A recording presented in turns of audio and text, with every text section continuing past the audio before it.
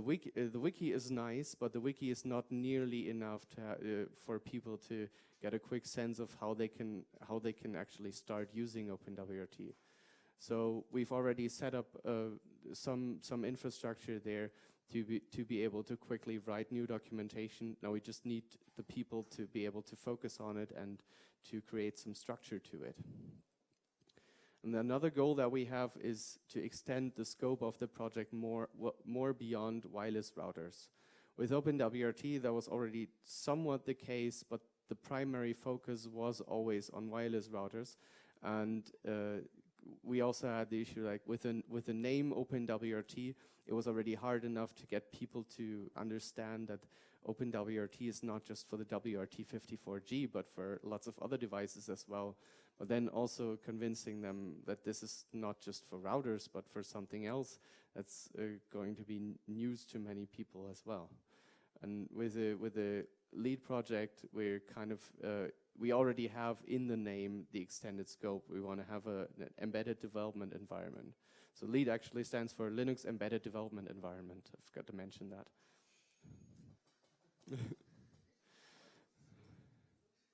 Linux Embedded Development Environment.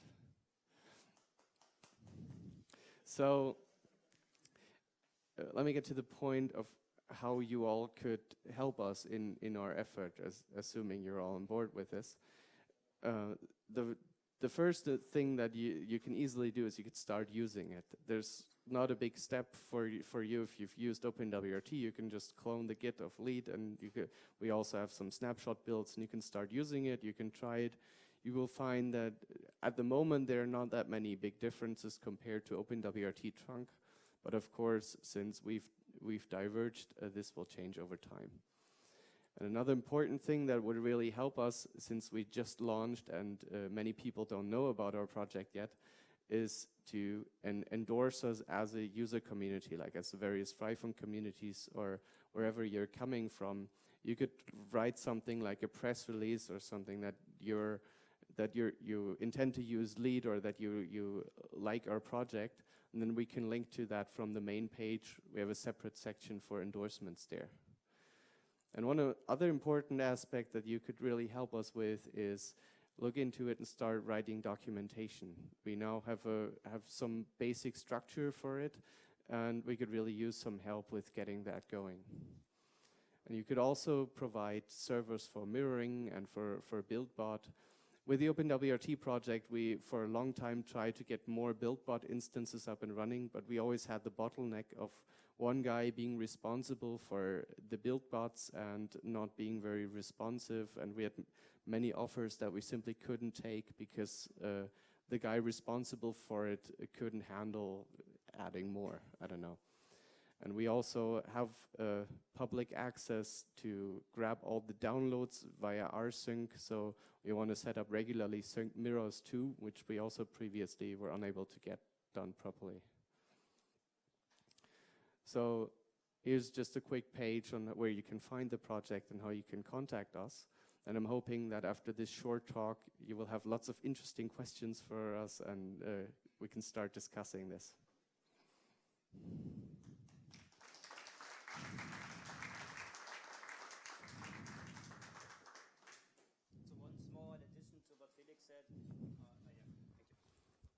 So one small addition to what Felix said. So the problems in the OpenWRT community were not new. So I think we had a meeting 4 years ago at the Battle Mesh in Greece talking about these problems already.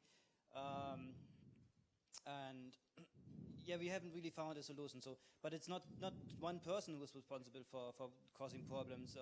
We are also part of the problems a little bit. So we also blocked some stuff, or we were not interested in some things, and yeah, when nothing happened, so we tried to solve these problems to get the community easier in there, and yeah, with this we start.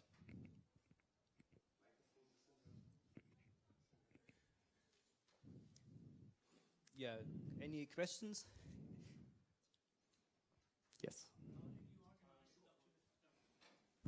How did you organize the documentation?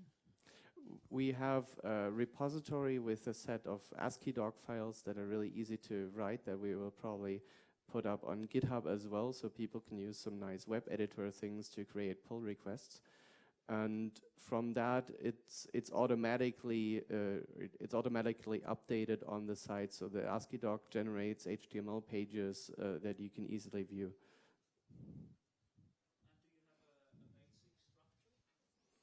Do you have a basic structure, meaning that there's already for every device a special page or another kind of structure? We don't. More streamlined than the wiki as it is now. We don't have a structure for device documentation yet. We have some small pages that document some components that we have. Like I think there's something about Procty and UBus, but we don't have an infrastructure for real device documentation yet. So we're also looking for people that want to be responsible for organizing the documentation and creating such a structure. For the device documentation, it probably makes sense to integrate it with our testing tool, where we want to get the information what works and what doesn't work. So, but we don't have it. So if anybody's interested in doing it.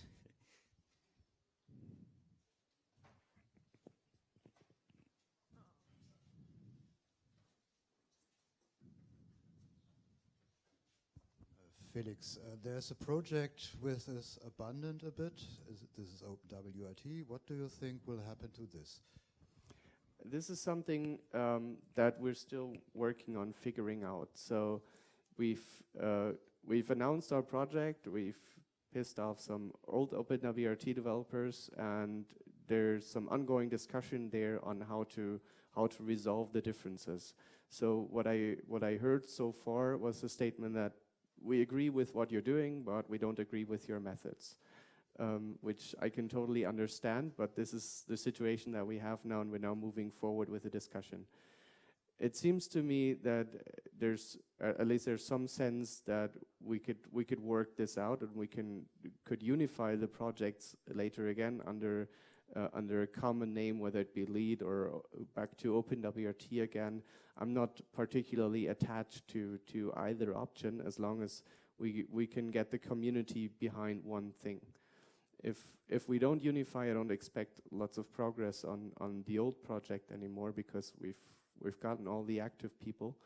But we're sort of still working on figuring out that part.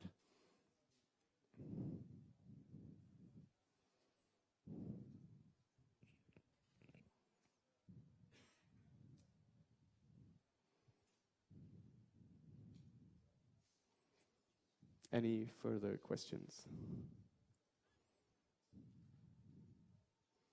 Doesn't look like it. And thanks to you all for listening, and I welcome you in the elite community if you want to join.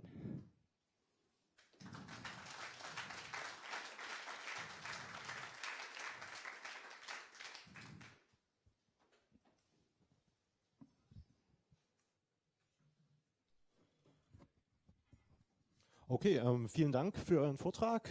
Nächster Programmpunkt wird dann irgendwie Burgeressen sein. Ich weiß nicht, ob da draußen jetzt schon was passiert ist, aber da werden dann auch noch Helfer gesucht, die sich damit einbringen. Dann bis später. Heute Abend haben wir dann noch einen Vortrag zur Geschichte der Routing-Algorithmen ab 20:15 Uhr Primetime. Da freuen wir uns auch drauf.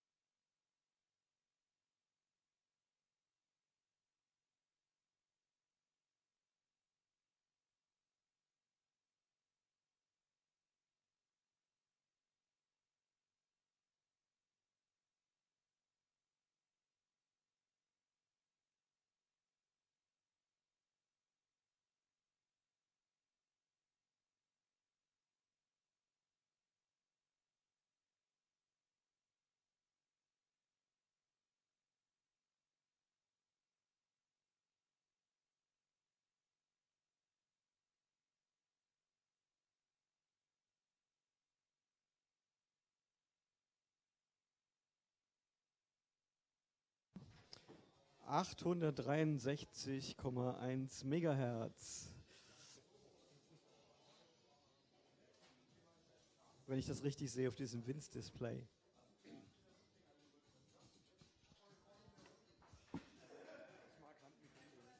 Ja. Ich mag diese Freisprechen. Ich mag die. Vor allem, wenn ich nervös bin, auf die Bühne und dann habe ich das Mikrofon in der Hand und lese. Beruhigt. Gibt ja was zum Festhalten.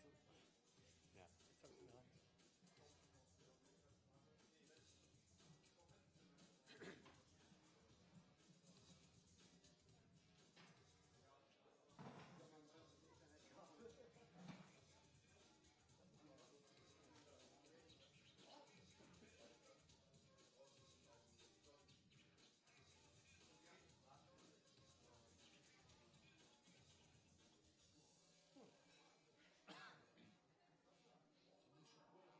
Ihr bleibt hier oder auch da drüben? Wir haben gerade hier ins Licht gewollt.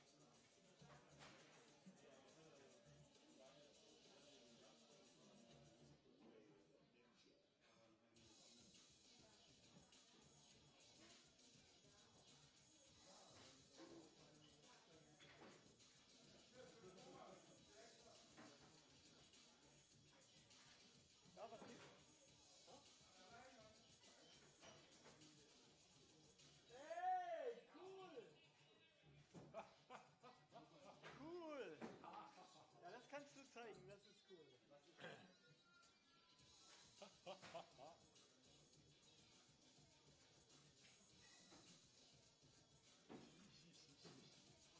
Das riecht fest.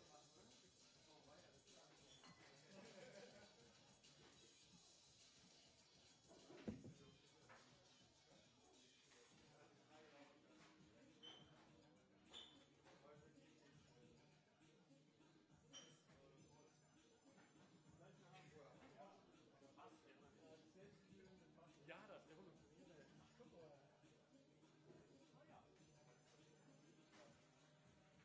Ist das geil. Das waren wieder junge Elektra. Jünger, ne? Ja, 10 Jahre her.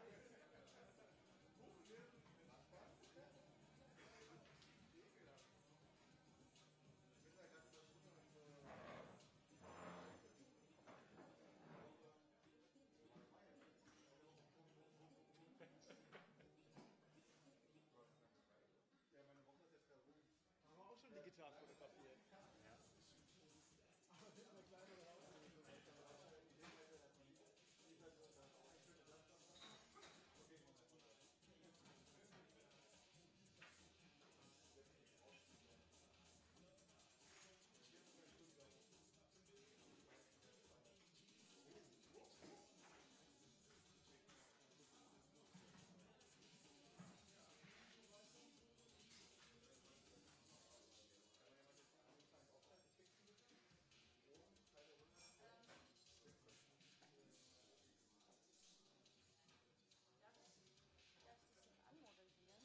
Natürlich. Ja, Fliegen habe ich gerade gefragt als den Entwickler von Ich war zeitweise mal der Maintainer von OLSR. Maintainer von OSR und du hast ja Elektra war die Architektin. Architekten Das Mastermind, die von eigentlich... Batman. Nein, Nein, auch OLSR. Elektra das ist Elektra zuzuschreiben, dass OLSR Also eigentlich überhaupt hat Elektra funktioniert. alles erfunden. Ja, ja, kann man nicht anders sagen.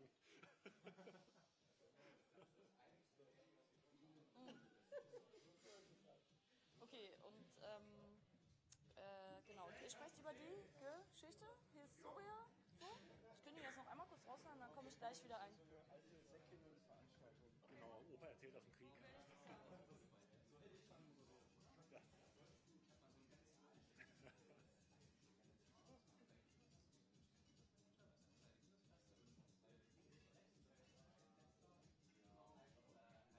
Also, ist ausgestattet mit einem Getränk?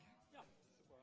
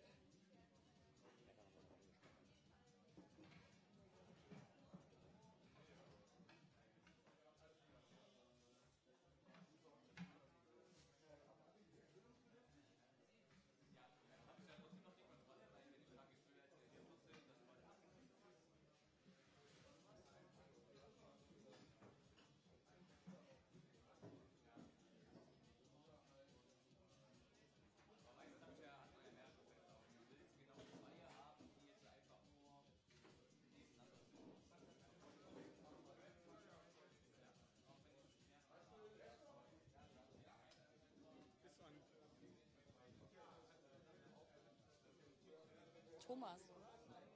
Doch, richtig. So, meine Lieben. Halt, stopp.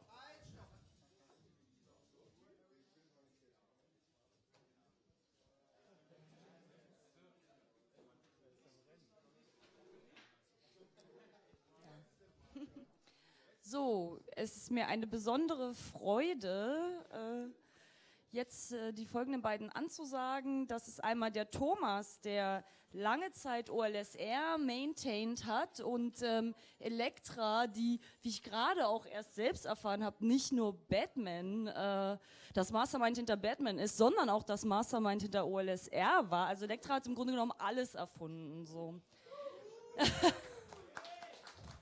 Und die beiden erzählen uns jetzt mal so ein bisschen, wie das dazu kam, also wie das damals alles so abgelaufen ist. Nein? Okay, so I assume it's better to do this in English. I assume, yes. Okay, so yeah, my name is Thomas. This is Elektra, and so I was the maintainer of OLSR from 2004 to 2007. So that means I'm talking about OLSR version 1. And so OLSR, as it's being used today, is I mean, you all know that there's an RFC about OLSR, but the thing is that OLSR, as specified in the RFC, doesn't work. The reason why it works is Elektra. So in between 2004 and 2007, we spent quite some time here at Seabase in Berlin. These are our younger selves, about 10 years ago, trying to get OLSR to work. And so what I would like to talk with Elektra about today is what we did back then, what problems we had to solve, and then ultimately how we went from OLSR to Batman, how that came to be. And I left because I moved out of the country. I left the Freifunk scene in 2007. So Elektra was active much longer and is still active. So she will be able to talk in more detail about the things that happened after I left, in particularly Batman, because Batman has quite the history. There were a lot of developments, and it was partially based on the learnings that we got from making OLSR better. Shall I maybe start? I mean, this is a little more ad hoc, haha, than the presentations were before. we're just going to draw stuff and do it kind of a little more old school. And so I would suggest that maybe I start giving a little bit of background regarding the two things that were specified by the IETF in 2003, which is two routing protocols. One is OLSR, the other one was AODV. Is that, yeah, ad hoc on-demand distance vector routing protocol, so that you get a little bit of a background what was going on back then. And then, yes, there's our magic thing. It's called a pen. Pardon me? Depends on when you want to start earlier, then Electra should actually, because I can only cover the period between 2004 and 2007. If you want to go even further back in time, then you also have to talk to Electra because she's been around, from the beginning. So maybe if we want to start there. Let the audience decide. Do you want to go back further back in time and hear about how it all started before anything was specified as an RFC? Okay, great. So let me hand over to Electra then. Yeah, in 2003, I edited and wrote my first article in a wiki. It was the Freifunk wiki. I had heard about the wiki before. And at the time, the Freifunk community didn't have the idea to use mesh networking or ad hoc mode or anything like that. There was a type of access point, a brand named VNet, some Taiwanese stuff, that could do client and master mode. So the idea was at the time to have two of these devices at least on each roof. One is receiving the signal from the other side and the master will get it to the other side. And I had heard from a presentation at today you would call it hacker or makerspace. Back then that word didn't exist. That there is an ad hoc mode of Wi-Fi. And I thought, oh, cool. So with the software it could act as a relay. And I spoke to Bruno Randolph about this idea, and he said, yeah, he also had the same idea, and he already had found a name for it. It was called mesh networking, and he already had found a software called mobile mesh that was actually GPL. So the next time I had the possibility to go to the web, I Googled for mobile mesh and mesh networking, and voila, there was an open source implementation for Linux. And that's actually the first mesh network that we were running here at the Seabase. We're running mobile mesh. It's a proactive link state routing protocol like OLSR. But it didn't have those fancy optimizations that the guys that had written the RFC 3266, 3226 at INRIA in France. It's a scientific research institution that had been funded to build the French nuclear bomb, actually. So, well, we were testing mobile mesh and we thought, it would be cool to have a protocol that would run on more computers, not only Linux. And then one day, Steven introduced me to Thomas, said, you have to go talk to this guy because this guy is a very good coder and he could probably help in porting OLSR, that protocol that we decided to switch to Windows, because at that time we thought it would be cool to support all kind of operating systems. But it was also a time, and I don't know how many people actually know about it. At the beginning it was impossible to use the ad hoc mode of Wi-Fi. In principle it was there in the standard, but it was totally broken. We tried to have a mesh network on a table with like 6 laptops, each running a very expensive PCMCIA card that was about $300 at the time. And they couldn't connect, even though they were on the same table. They did things like they crashed, like kernel oops, bang, gun, or they were on the same channel, but each of them decided to give an individual ID to each of the networks. So sometimes the routing protocol actually was routing from one laptop to the other over to the other. So that was the first time that we could actually talk with ad hoc mode from one laptop to the other. And thanks to Sven Ola, he made a lot of cool things. No, he's not here. He has gone for a dinner. He made it possible to use the Broadcom driver in the blue box WRT54G to operate in ad hoc mode in a stable manner. So that was the first time we had actually a platform that was running in ad hoc mode reliably. And before it was all total crap. So at the beginning, the pioneer time of this whole endeavor, nothing was working. The protocols were shit, and the wireless drivers were pretty unusable. Well, and then you came in. One thing to add before, at the time Wi-Fi was so expensive that we decided, so how can we get enough Wi-Fi cards to make a larger test? Well, larger test meaning like more than 3 or 4 devices. And there was a conference, the Wizards of Oz, number 3. And I had the idea we could ask the participants of that open source conference to join a mesh experiment.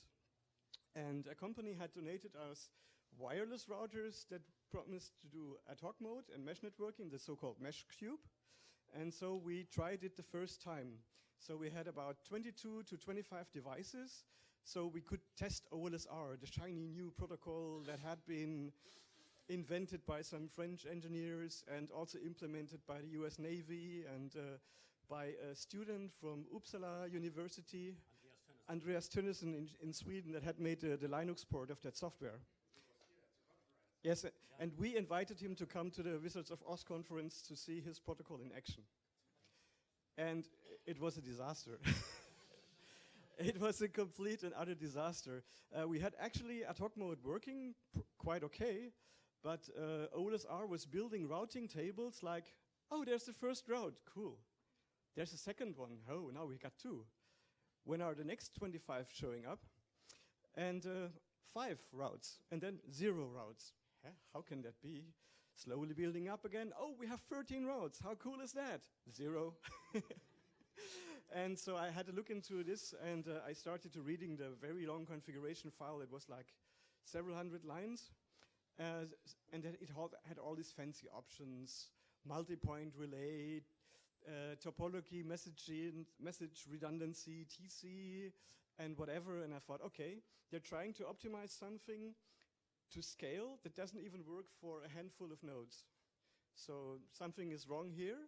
And so we decided to make some changes to disable all those fancy features that engineers had the idea would give it the ability to scale to thousands of nodes, while it actually wasn't even working for 10 or 5.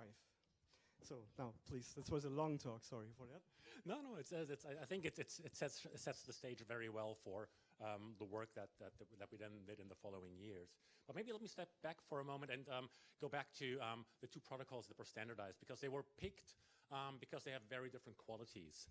So we have, on one hand, what was standardized by the IATF in the year 2003 was the ad hoc, on-demand, distance vector protocol.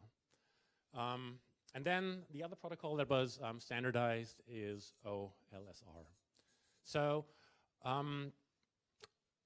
let's look at what a routing protocol does. I mean, I have a couple nodes, and say this node down there wants to talk to that node up here and needs to know that, for example, it can go via this node. So it's about finding a path to another node, finding paths between nodes. So the first 2 categories of routing protocols is, back then, they were categorized as reactive versus proactive. So the idea, and this one is a reactive protocol, this one is a proactive protocol, and proactive means at any point in time, this node, regardless of whether it now wants to talk to this node or that node or whatever, at any point in time, it does know how to contact that node. It always knows at any point in time that it can go via this one and reach the one up there. That's what OLSR does. That's proactive, because at any point in time, just in case you might want to talk, you know how to do. Reactive, AODV, waits until you actually want to talk, and then you figure out what the route is. So it comes with the penalty that you try to talk to a node, and then you may be finding out that you cannot reach it at all. With OLSR, you know this upfront. With AODV, you don't necessarily know this upfront. The other thing is the difference between a link state protocol, open link state routing, and a distance vector protocol, ad hoc, on-demand distance vector protocol. So a link state routing protocol make sure that, this node, for example, can see those two, and it tells everyone else. So everyone else knows what everybody else can see. So everybody has a whole picture of the complete network, and from that can then calculate the best route to everybody else. So hopefully everybody has the same picture of the whole network. So when everybody communicates to everybody else, we try to keep everybody's idea of the network in sync, and so everybody comes to the same conclusion regarding a route from here to there. So if this guy thinks, in order to reach this guy, I need to route via that guy, and this guy thinks, oh, I have to route via that guy, then we're going back and forth. Obviously, it doesn't work, and we have a routing loop. Distance vector is a little less hard on the network. The network, we have to broadcast, right? All those link state routing means we have to broadcast. This guy needs to broadcast to everybody else whom that guy sees. In a distance vector protocol, you only ever talk to your neighbors, and then these neighbors talk to their neighbors, and so it's a step-by-step process. So the reason why those two were standardized, there were a whole lot of different protocols around there. It was a highly researched field, and as Lectra said, it was also highly researched by the military because the stuff that we do is also very interesting to the military because they can interlink soldiers in a battlefield or vehicles in a battlefield. So a lot of military research was done, a lot of civilian research was done, and the IETF picked those two protocols because they had different qualities. They were representatives of two different kinds: reactive versus proactive, distance vector versus link state routing. So the thing, it's hard for me to tell which one of the two is better. Electra probably has a much bigger opinion on that, a much stronger opinion on that, and let me hand over to her. Well, AODV means you have a mesh network, but you don't know who's out there and who you can communicate with. It's only when you know that somebody's out there that you want to communicate with, you could start to initiate the search for a route to the destination. And the principle that AODV uses is called source routing. So node A, it sends a broadcast, I want to know a route to destination X. And then the whole network is flooded with that request, destination X. And while that broadcast is flooded, it's recorded the path that it took. And at the end, hopefully, it would reach the destination or a node that already has a route to that destination that responds with a route reply saying, I have a route. The route is recorded, and it's given to the node A that initiated the request for the route, and then A tells all the other nodes in between to use that path that it just has randomly found. And, well, does somebody here see problems in that approach? Well, the results are completely random. They're completely random, and there is no metric whatsoever that is reliable. It could be a totally weak path. There was no metric whatsoever except hop count, but even you didn't know how many hops it actually took. It could have used a long path or a short path. You didn't know. So actually, when people tested it, it had like a 40% delivery rate in a controlled environment that was a grid. Yeah, and so it sucked big time. And I was really amused when I heard that the 802.11s standard uses it as one of the preferred routing protocols. I thought, how cool is that? Did you ever run a mesh network? Yeah, over to you again, I suppose. Okay, see, that's why she's the mastermind. I'm only the programmer.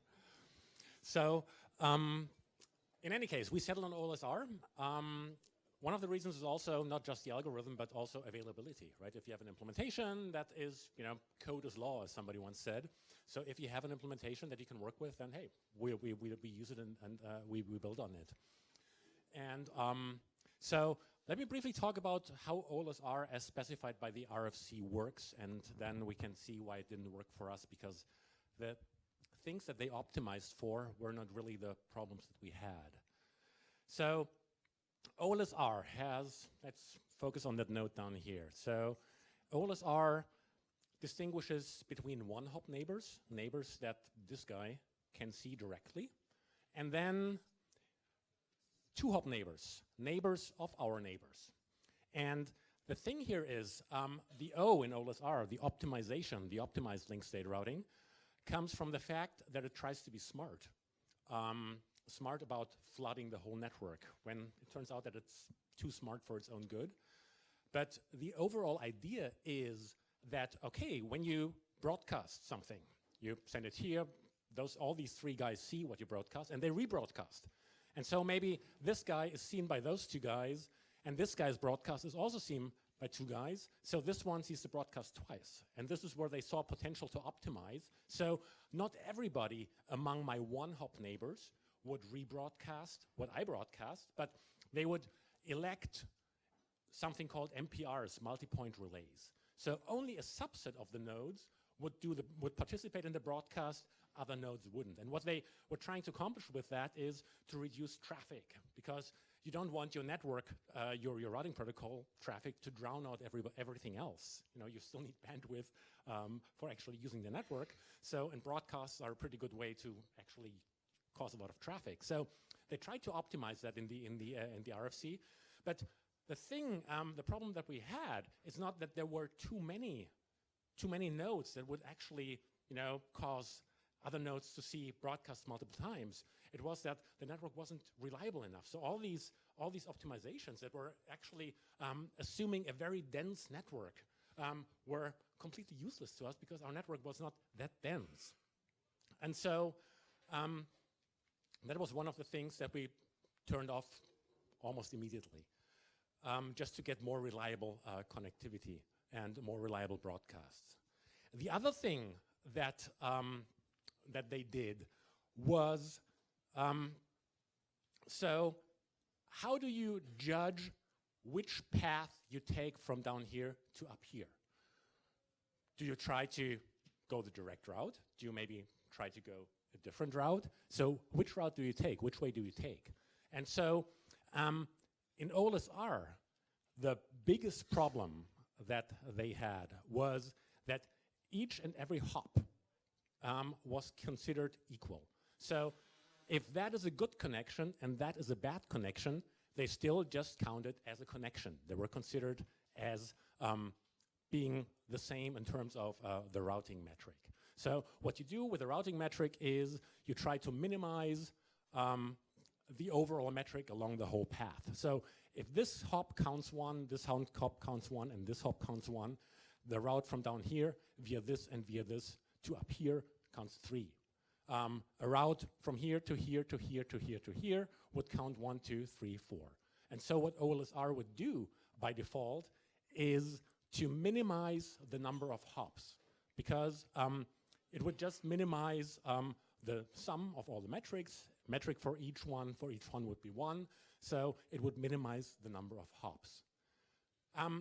This is a bad idea in a wireless scenario, because if you have this guy, and they're very far apart, and they have a very weak connection to each other, and you have a different route that would go via this guy, and they have a good connection, and they have a good connection, if you just minimize the number of hops, you would take the connection that is really, really bad, and you would lose a lot of packets.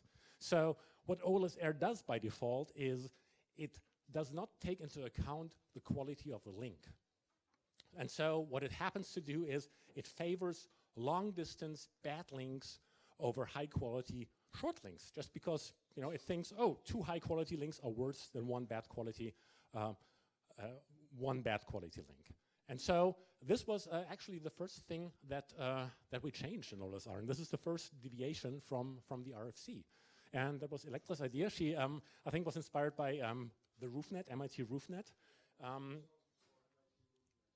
MIT RoofNet, and they had something called a metric, different metric. This metric is called hop count, right? You just minimize the number of hops that you take.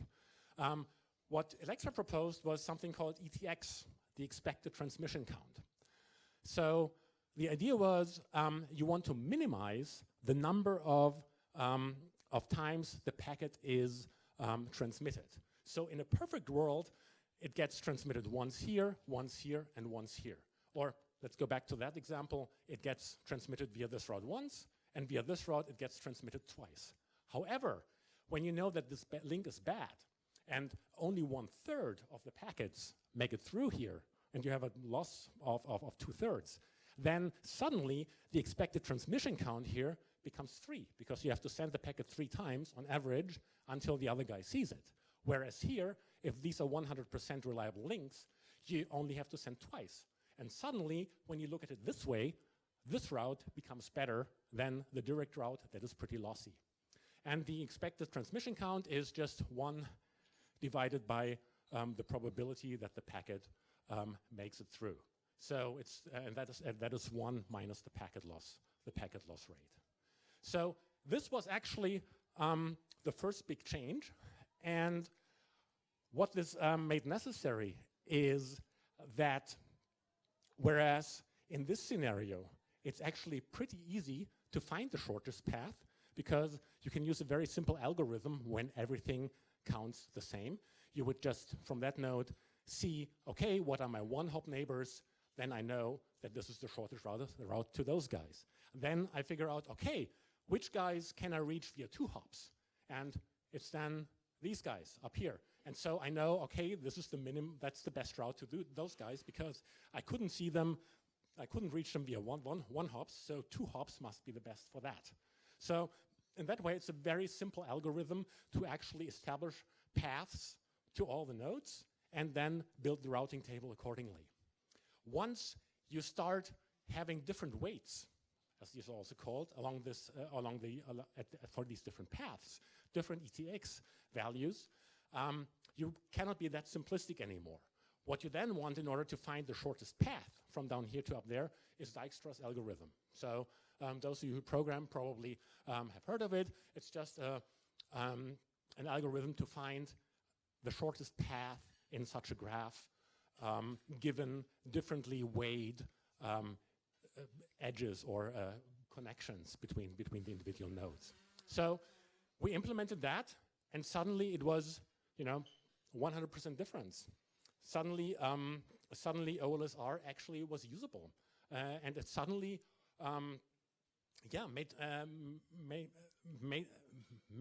made everything stable. And we were walking around outside and tried it, and it was just so much better than anything he had ever seen before. And so then we ran into a different problem, because Dijkstra's algorithm can be implemented in many different ways. I actually did it the easy way, which means that for a number n of nodes, you have to do, in order to calculate the complete routing table, you have to do n times n operations. Which means that if you have 100 nodes, you do 100 times 100 calculations, which is 10,000 calculations. The CPU, and suddenly, we always used to be network bound, so we caused a lot of network traffic, and that was keeping us from scaling. And suddenly, it was the CPU, actually, the CPU of the WRTs that was the limiting factor.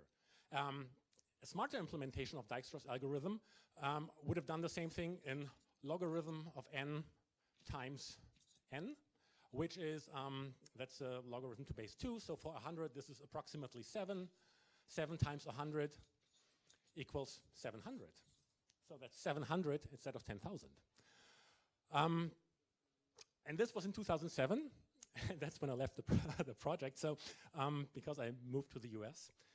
And so the Band-Aid, so I never got around to implementing that, to implementing the better way. What we did instead, which was kind of a Band-Aid solution, a temporary fix, was that so ETX, Electra came up with the idea from RoofNet, but Electra had also been a long-time proponent of something called the hazy-sided link state routing protocol, because the idea is, you send a postcard to 55 Rogers Street in San Francisco. You send it from Berlin. So the post office in Berlin doesn't have to know anything about San Francisco. All that post office needs to know is how to get that thing to the US. And then in the US, somebody will take care of it. So speaking in these categories is that this node is not so much interested in the routes up here, the relationships between nodes up here, as long as it knows the general direction. And so what we implemented to actually alleviate that situation as a band-aid measure was to actually implement something called fisheye. So all this are now also, please. It's something, a pflaster. It's something, a temporary fix, something that you put on. Okay, yes, sorry. Ja. Hansaplast, ja. Band-Aid, ja.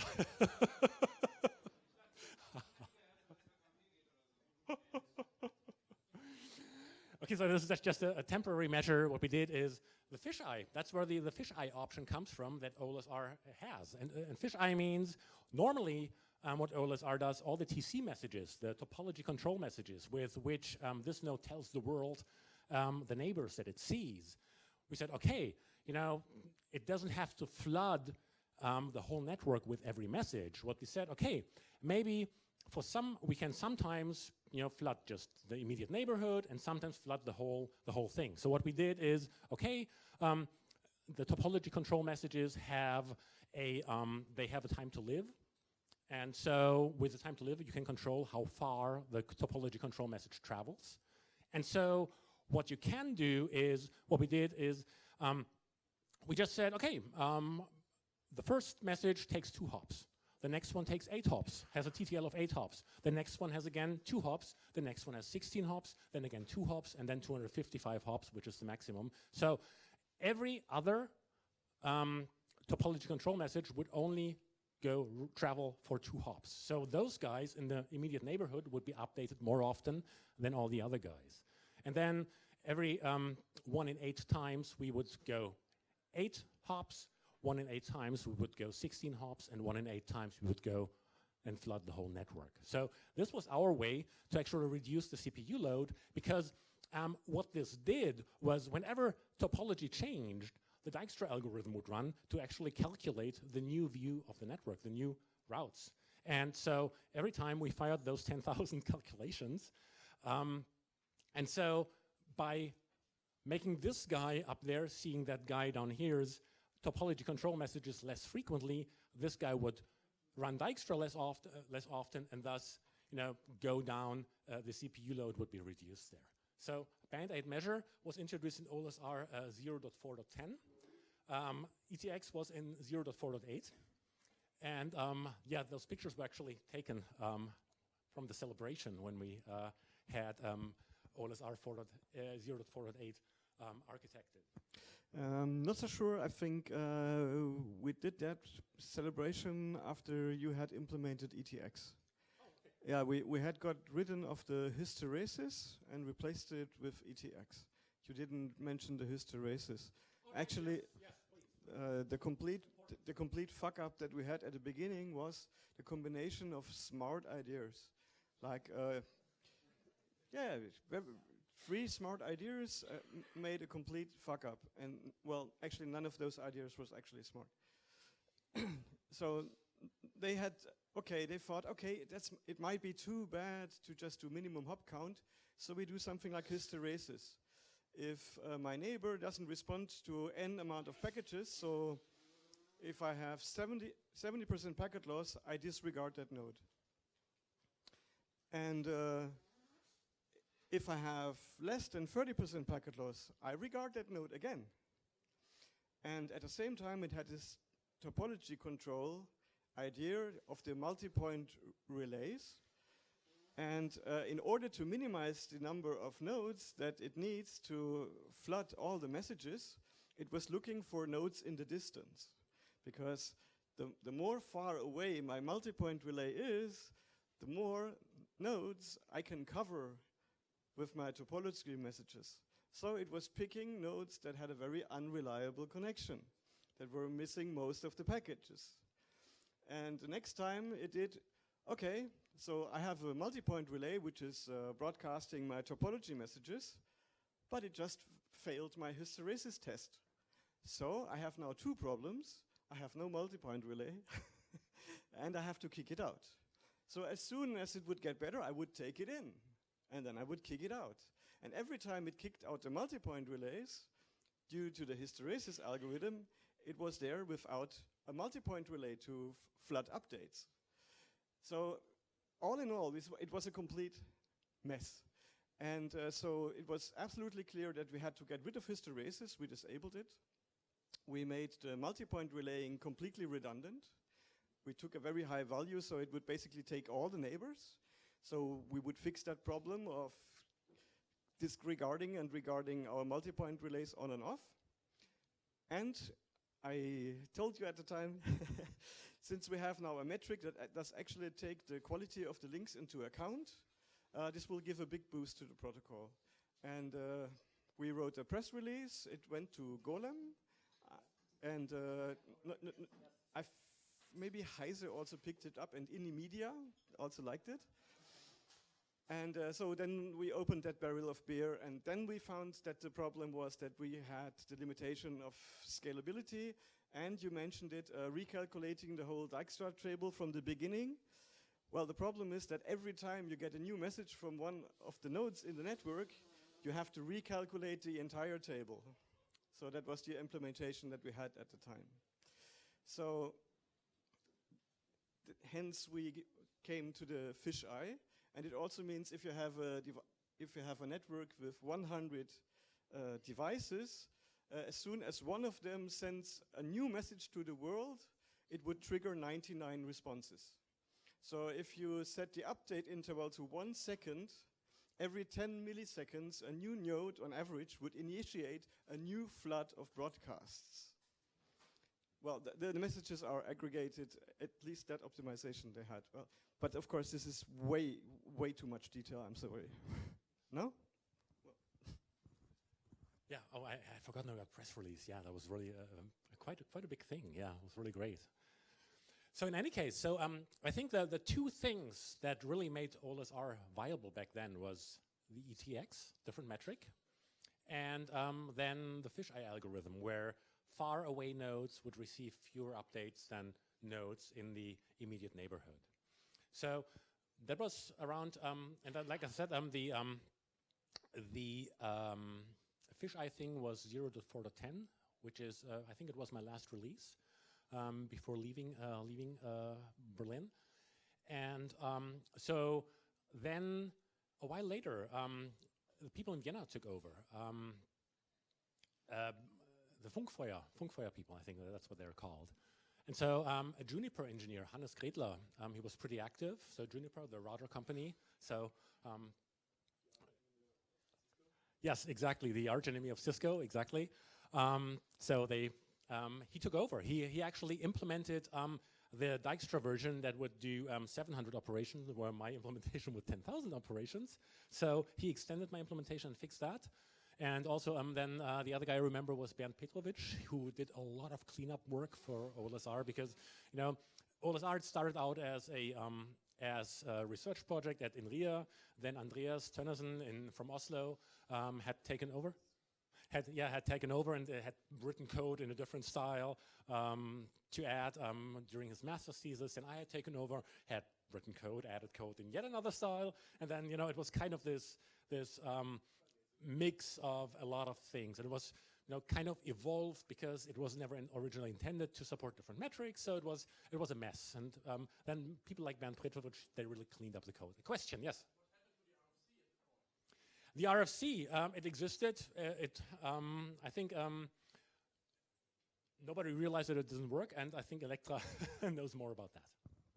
Yeah, at that point there was a terrible situation because everybody was shipping the source code with the configuration file for the RFC compliant operation.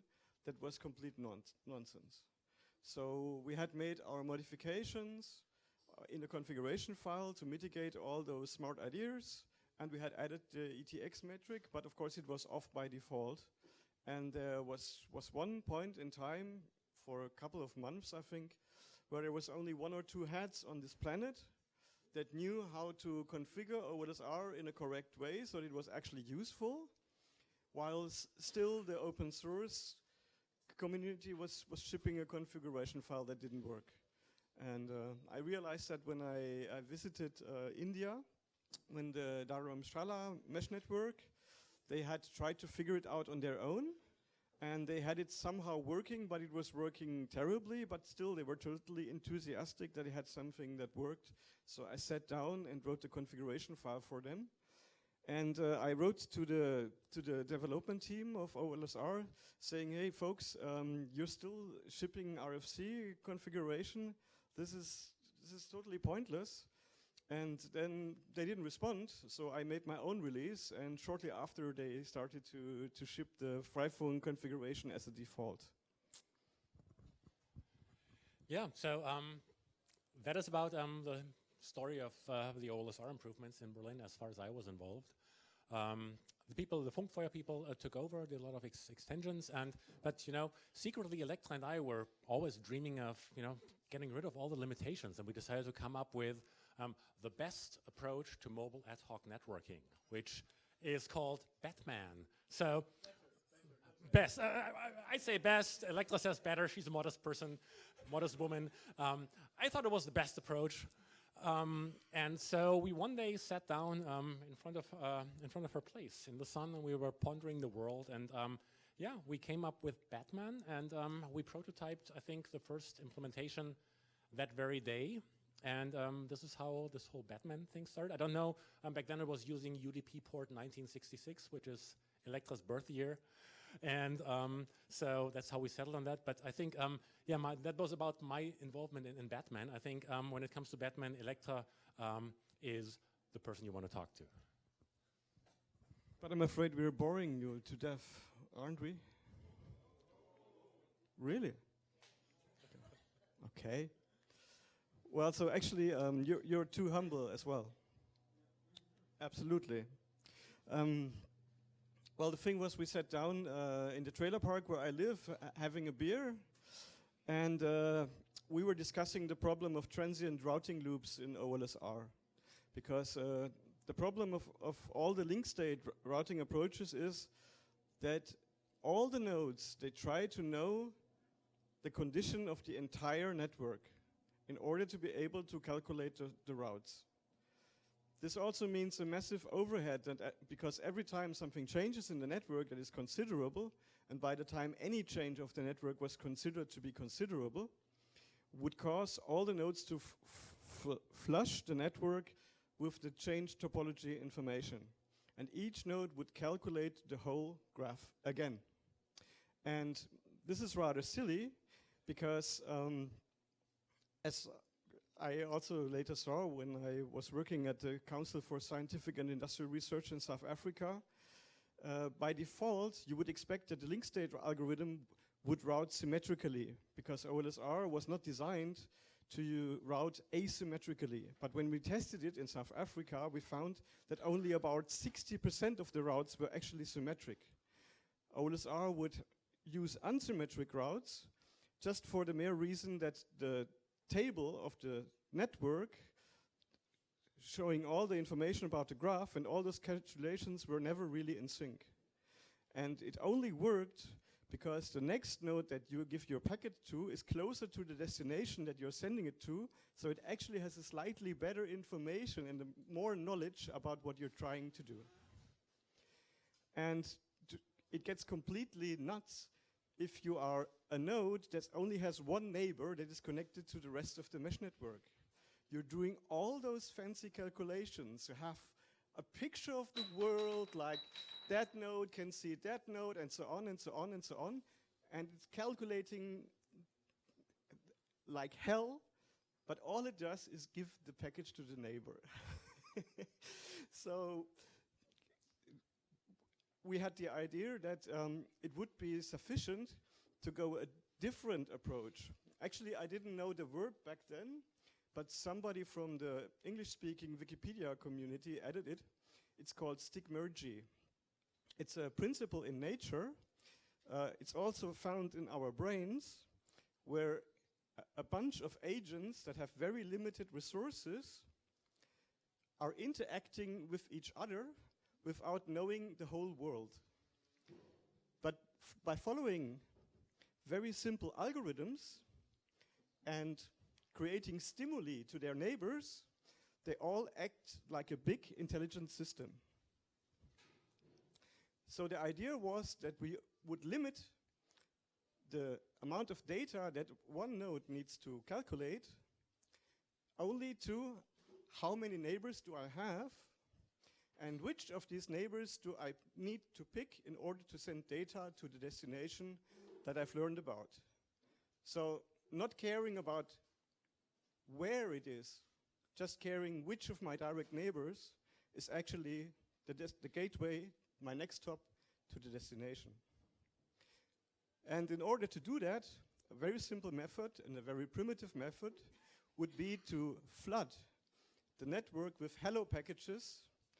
In Batman they are called originator messages, saying, okay, I'm Electra, I'm here, this is a broadcast, it's actually my first broadcast, and I'm sending it out to the world.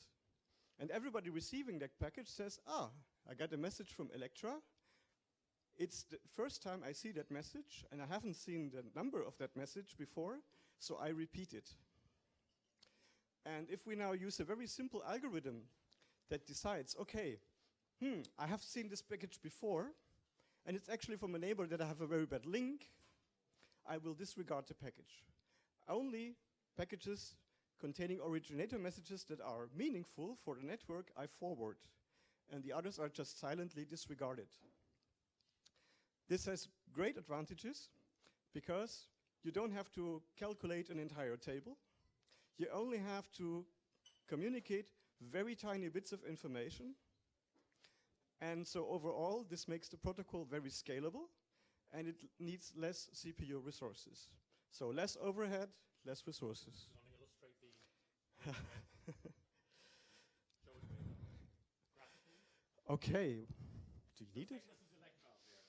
Okay. How does the node down here find Electra up there? Well, actually, the very first implementation of Batman, so Batman 1, was simply, okay, I sent a message, that one receives, nobody else receives it, it repeats it, so it ends up here, and here, and here, and here. So they all repeat it, so in the end, it will come here, and at the very beginning we were using, okay, the speediest package wins. That was the very first implementation. So, and it actually worked. so this guy this guy down here receives it from someone. It receives it first, for example, from here, from X. So since it receives it for the first time, it will say, okay, behind X there is a node Y. And since it came from the path, which is stringent, how do you say that?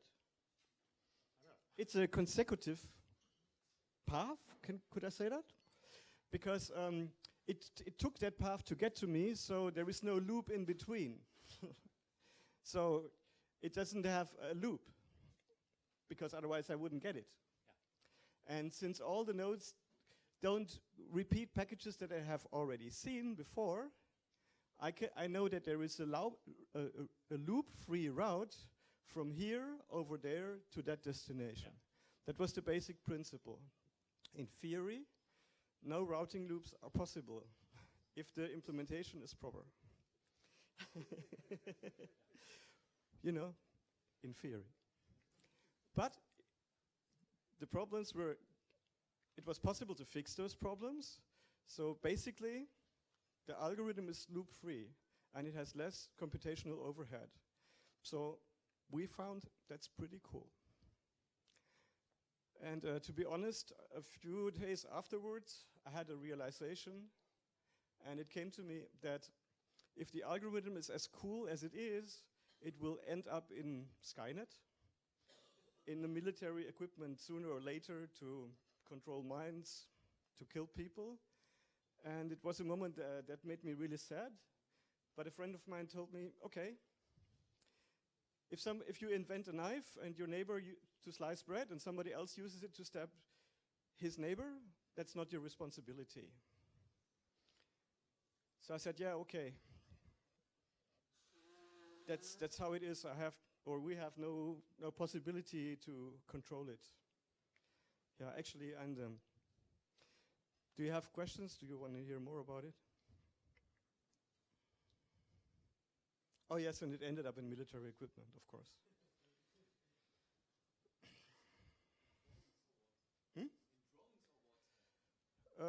Well, there is a company in Switzerland.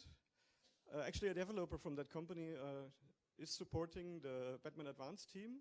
That has, Batman as such is just a routing algorithm, a principle of routing. And of course, if you will associate Batman with the Batman Advanced project, which is a project that was started Marek Lindner and Simon Wunderlich. After I had suggested to them that it would also be cool to have the same routing algorithm on layer 2 as an additional project, like in addition to a layer 3 routing protocol, because of course, many of you know, you can do very cool things with a mesh protocol that just creates a virtual switch, makes many things possible, and yeah, some stuff very easy. But my personal opinion was never that it would scale to really large numbers of nodes. I had the idea maybe it works for 60 nodes or 100 nodes. Some of you are running Batman Advanced. How many nodes do you have? Who has the most? Who's running Batman Advanced in their mesh networks? How many nodes? 350, 500? More? 1,100. Are you guys insane?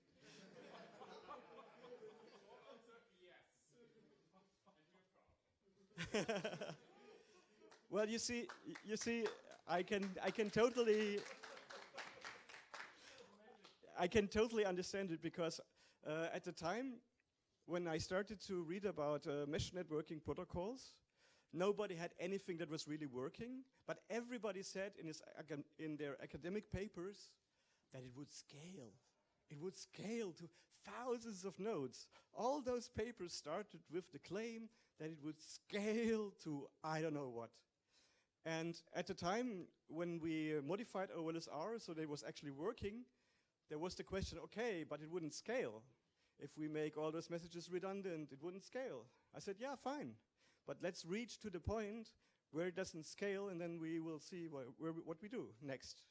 Rather than anticipating that one day we will build a very used network, well, my approach was, okay, just do it until it falls over and see how you cope with it, because we have learned something in the meantime. And I never thought it would go that far. So, congrats. And I really like your approach to go as far as you can and then see what happens next. Yeah, I like it. I think that's it, no? Yeah, I think it should be. Or you can ask questions, of course.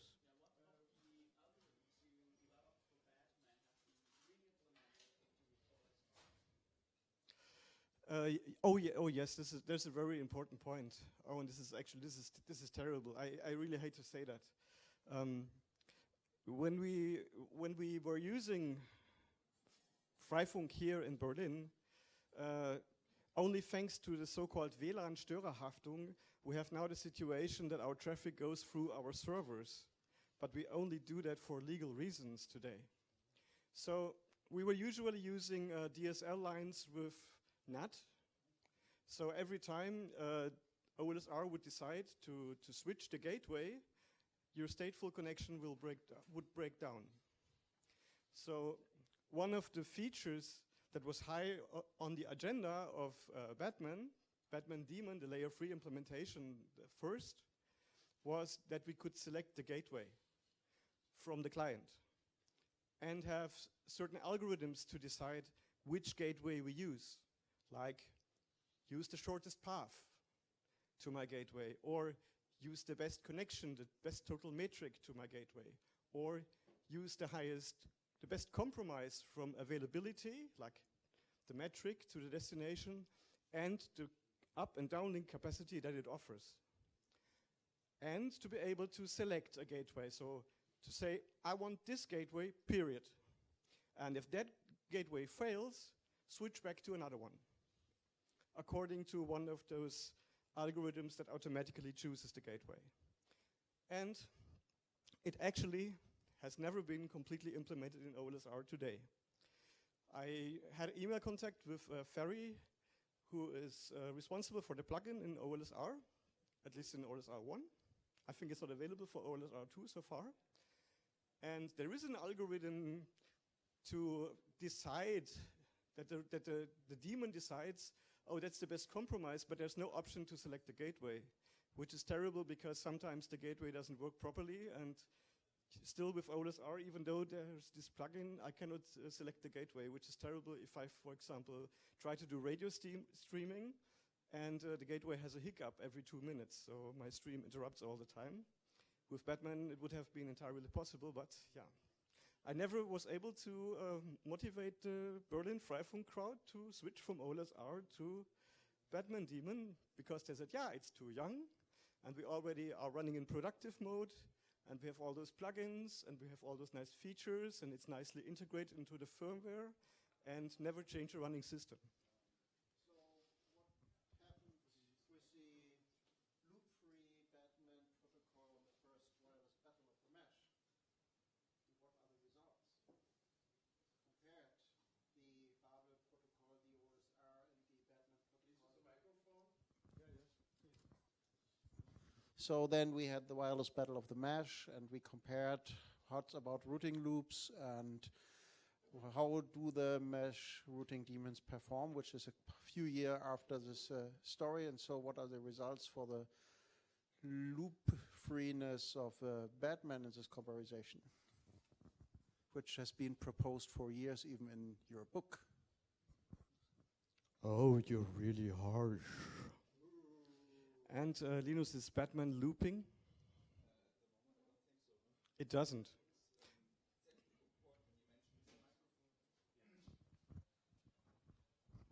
It's actually a good point when you mentioned that in implementation you can always do things wrong and then loops can occur again. And I think even in Batman Mesh number 3, I think we had routing loops in Batman Advanced, yeah. And yeah, but they got fixed afterwards, so it's usually a lot of learning from the Battle Mesh.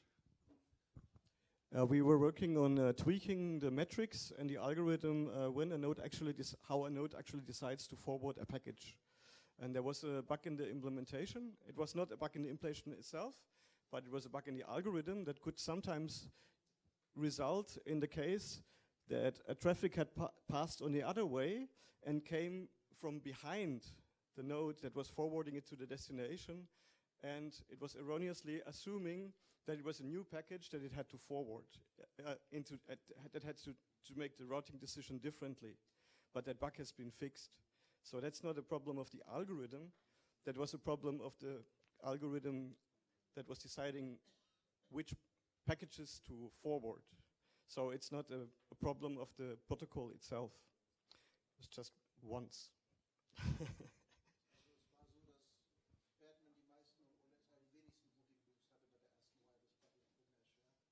Well, okay, so you're now complaining that at a certain point in history there was a bug in a software that caused it to misbehave.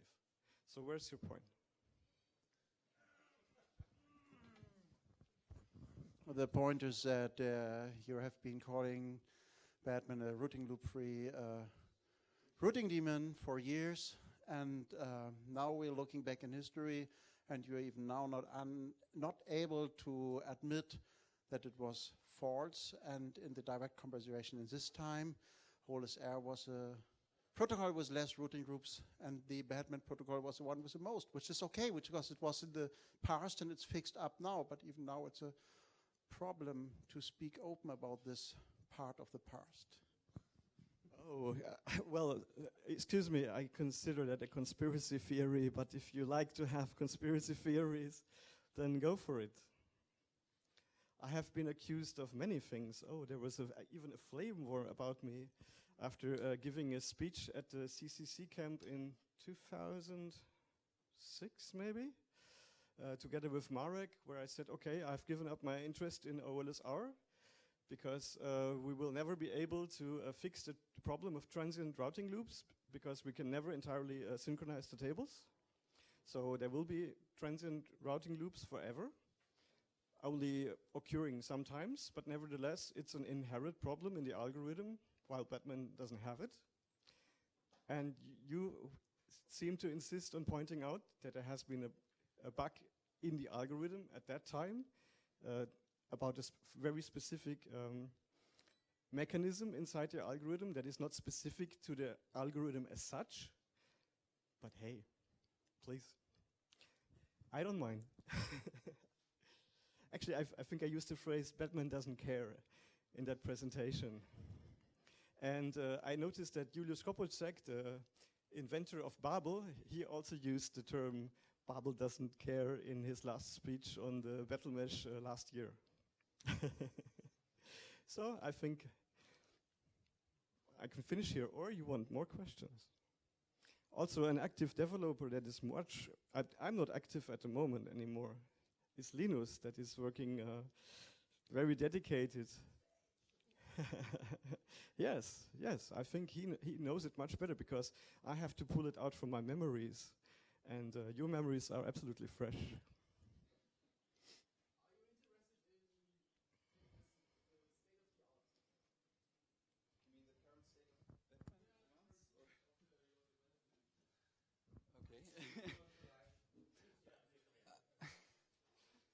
Oh no, I hate stages. Okay, so one of the more recent developments was the work on Batman 5, the 5th iteration of the algorithm, to actually split the OGMs from the the originator messages in two types of protocols again. I mean, I think we also have this in OLSR, that you have hello messages and CC messages. So the local things are separate from what you tell the whole world about your topology. And this, well, I guess it was easy to implement in just one type of packet at first. It got really, really complicated later and had a lot of bugs. I think also this aggregation bug was a result of this. And yeah, so this was now split with a recent version. And so now we can also determine link changes quicker and make the propagation with the OGMs a little slower, for instance. Also, one new enhancement for Batman 5 is that we are now using a throughput metric. I think OLSR version 2 with Henning did a really good job last year at the Battle Mesh, and it was really impressive how great results they got with a totally different metric. So now the other protocols had to, implement something like this too, to be able to, to not get too much behind. And so, now Batman Advanced, the one which just got released a couple of weeks ago, has a throughput metric inside. And we were curious how it would work at this Battle Mesh, but unfortunately, it was actually still crashing until Friday, I think. So, it's a kernel module. So it's not only crashing itself, but taking all the other routing protocols with it. So, not really nice. So we're looking forward, maybe next year at the Battle Mesh, maybe we get some comparisons between the Batman 5 algorithm and OLSR version 2 with its new metric. And I also hope that maybe Babel is going to add some throughput metric. That would be interesting to compare. Yeah. Thank you. Thank you very much.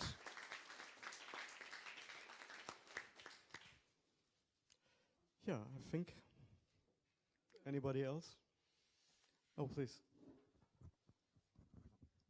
So does the Batman algorithm, or do current implementations of Batman use some kind of multi-point relay optimizations, and why not?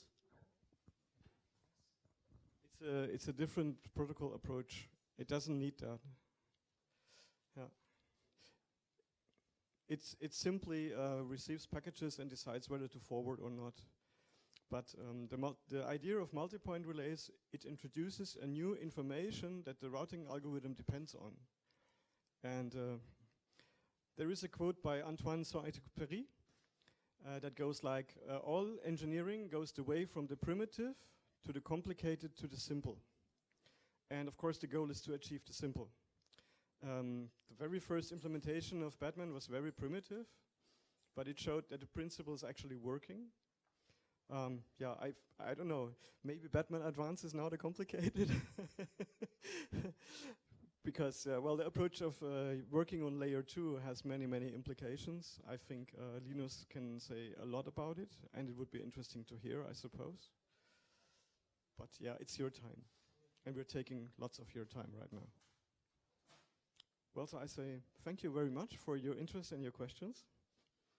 Thanks, and Yeah, thank you.